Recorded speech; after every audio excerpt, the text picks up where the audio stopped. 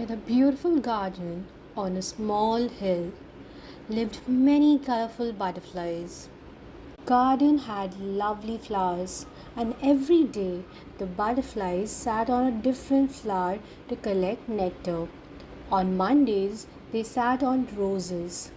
On Tuesdays, they sat on sunflowers. On Wednesdays, they sat on lilies.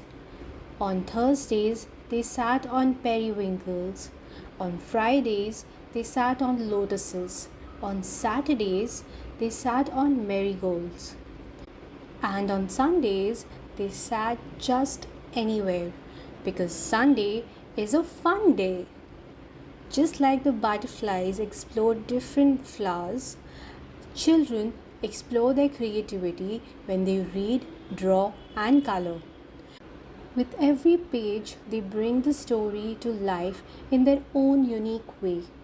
Our 3-in-1 activity books make learning fun, helps kids imagine more, express more, and enjoy the magic of storytelling in a whole new way.